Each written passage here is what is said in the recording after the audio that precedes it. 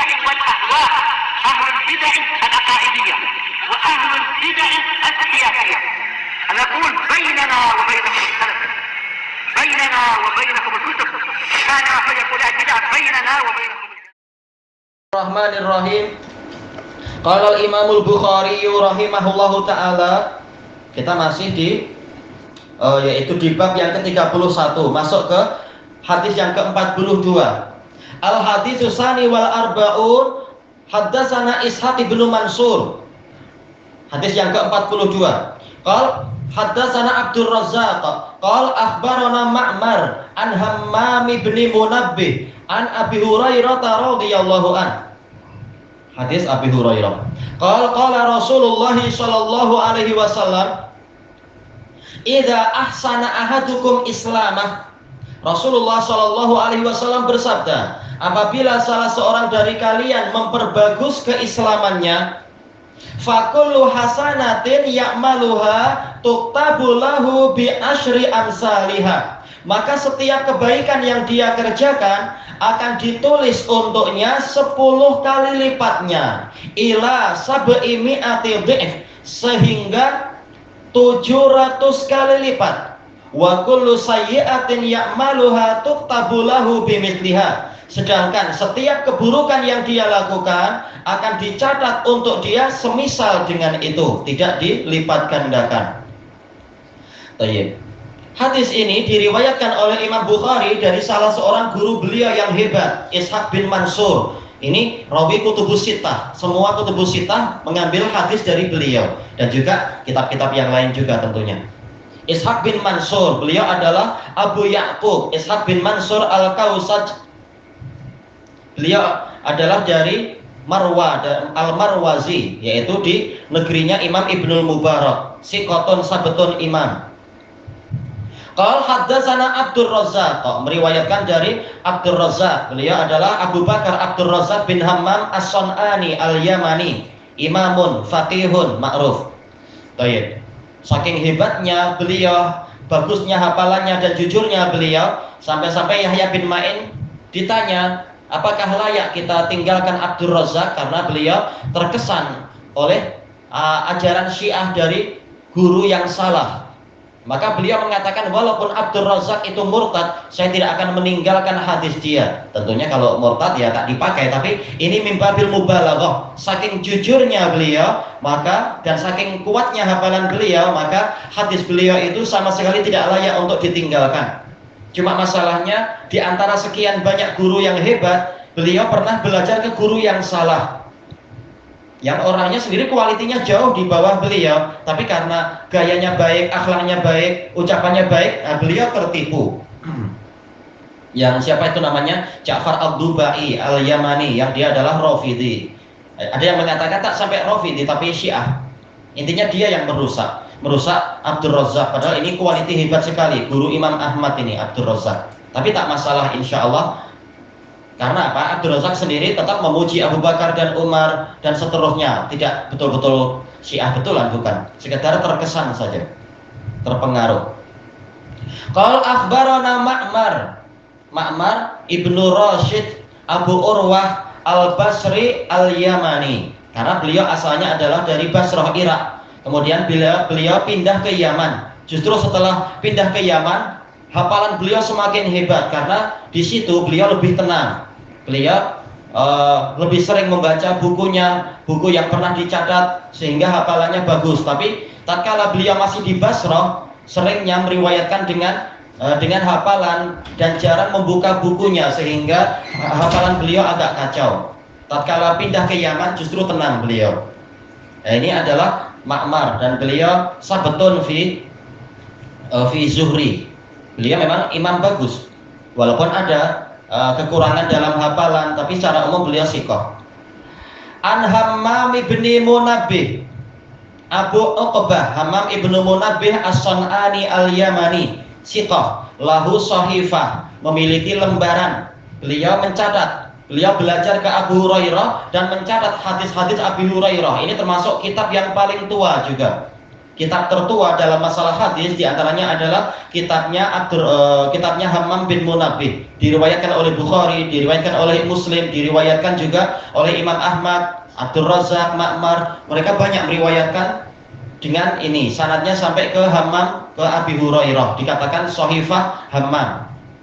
Dan ini yang disyarah juga oleh Syekhuna Adnan Az-Zamari, dan beliau menggalakkan untuk dihafal. Syekh dulu juga menggalakkan, kalau kita tak mampu menghafal hadis dengan sanadnya untuk Bukhari, Muslim atau apa, paling tidak kita hafalkan Shahifah Hammam ibnu Munabbih, karena sanadnya mudah sekali.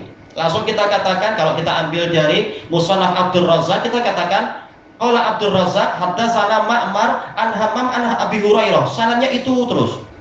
Baik, Abdur Razzaq Ma'mar Hammam, Abdur Razzaq Ma'mar Hammam ke Abi Hurairah. Sanadnya mudah.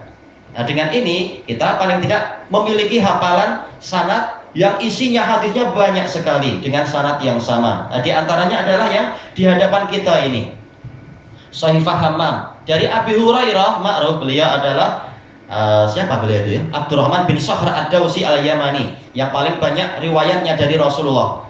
Sekarang apa isi hadisnya? Qala Rasulullah sallallahu alaihi wasallam, idza ahsana ahadukum islamah, apabila salah seorang dari kalian memperbagus keislamannya. Salah seorang dari kalian ini siapa? Dijelaskan oleh Al-Karmani rahimahullah, jelas dohir kalamnya, domirnya kepada para sahabat, tetapi hukumnya umum. Rasulullah berbicara kepada sahabat karena yang ada waktu itu adalah para sahabat, tetapi hukumnya mencakup seluruh umat Muhammad Shallallahu Alaihi Wasallam. Jadi kita semua masuk di situ. Baik, sebagaimana ini juga dijelaskan oleh Al-Hafidz Ibnu Hajar di dalam Fathul Bari beliau. Lafadznya ahadukum, kalian, yaitu para sahabat, tapi mencakup semua, kita semua kaum muslimin. Ahsana islamah, memperbagus Islamnya. Apa makna memperbagus Islam? Karena apa? Di sini mengisyaratkan Islam itu bertingkat-tingkat. Orang Islamnya lain-lain, ya memang ada yang Islamnya cuma kalau Indonesia bilang KTP, atau di sini Islam IC dan seperti itu. Kalau dalam di Yaman istilahnya Islam ditotoh, cuma katnya saja dia Islam, tapi prakteknya jauh dari gambaran Islam. Tapi yang Rasulullah inginkan di sini adalah Islamnya bagus. Bila dikatakan Islamnya bagus, dijelaskan oleh Al-Imamun Nawawi rahimahullah, apabila dia masuk Islamnya memang ikhlas karena Allah, betul-betul jujur, dan juga selamat dari kemunafikan. Tidak seperti munafik, mengaku Islam tapi sholat malas, zakat malas, jihad malas, dan seterusnya. Intinya malas untuk ibadah pada Allah, di dalam hatinya memendam kebencian pada Islam. Naudzubillah. Baik. Kalau dia sudah memperbagus keislamannya, barulah akan mendapatkan apa yang dijanjikan di sini.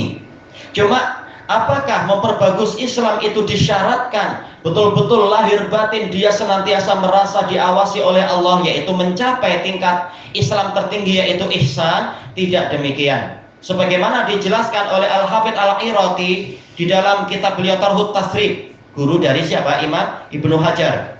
Beliau mengatakan Allah dan Rasulnya tidak mensyaratkan Islamnya tadi mencapai tingkat ihsan, dalam artian selalu merasa diawasi oleh Allah dan selalu ibadahnya diliputi oleh kecintaan yang tinggi seakan-akan melihat Allah. Tidak disyaratkan demikian. Tapi Rasulullah cuma mensyaratkan apa? Dia itu Islamnya memang jujur dan selamat dari kemunafikan. Baik. Tapi tentunya semakin bagus kualiti Islamnya, ya pahalanya memang semakin tinggi. Makanya ini dijelaskan oleh Imam Ibnu Rajab Al-Hambali dalam Fathul Bari. Semakin bagus kualiti ihsan, yaitu kebagusan Islam seseorang, maka akan semakin tinggi pula derajat pahala dia. Makanya Rasulullah menjanjikan antara 10 sampai 700, menunjukkan kualiti ihsan memang lain-lain. Ada yang dilipatkan 10, ada yang mungkin 11, 12, atau 100, 200, ada yang boleh mencapai 700. Baik, kemudian fakullu hasanah, setiap kebaikan. Nah, di sini hasanah ini dia kan sebenarnya naat hasanah. Berarti ada man'ut yang tersembunyi. Hasanah itu sifat. Padahal sebenarnya yang diinginkan adalah apa? Mausufnya. Berarti takdirnya apa? Takdirnya fi'latin hasanah. Fakullu fi'latin hasanah. Setiap amal kebaikan, setiap amalan yang baik. Tapi sudah makruf, fi'lah itu boleh dihapus, tinggal naatnya saja.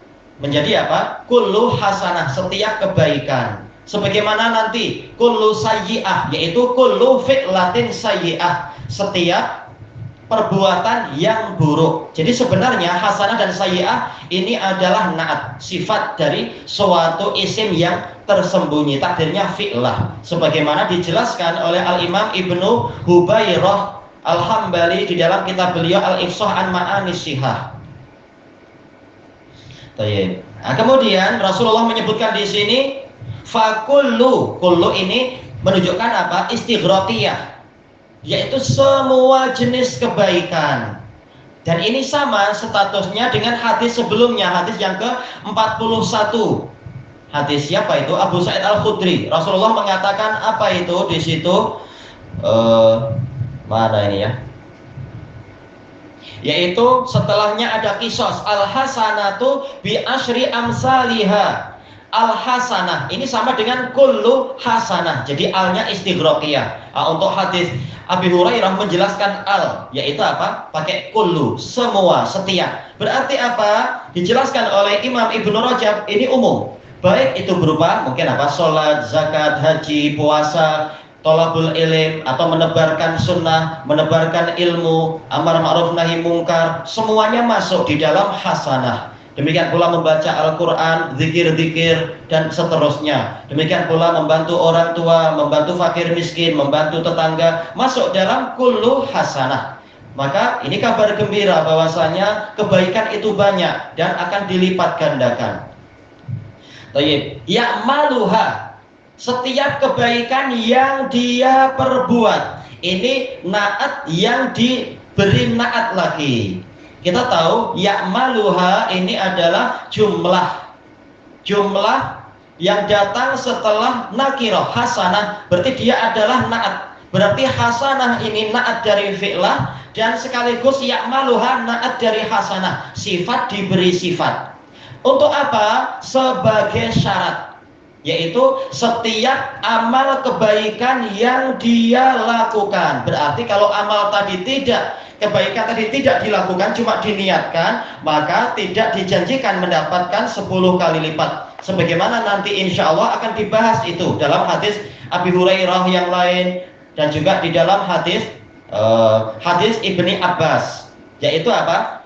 Kalau diniatkan, yaitu niat kebaikan, tidak dilakukan, maka mendapatkan 1 hasanah. Tapi kalau dilakukan, dikerjakan, mendapatkan 10 sampai 700 dan seterusnya itu. Makanya di sini Rasulullah mensyaratkan ya'maluha, dia melakukannya. Kalau cuma diniatkan, maka tidak dilipatkan 10 kali.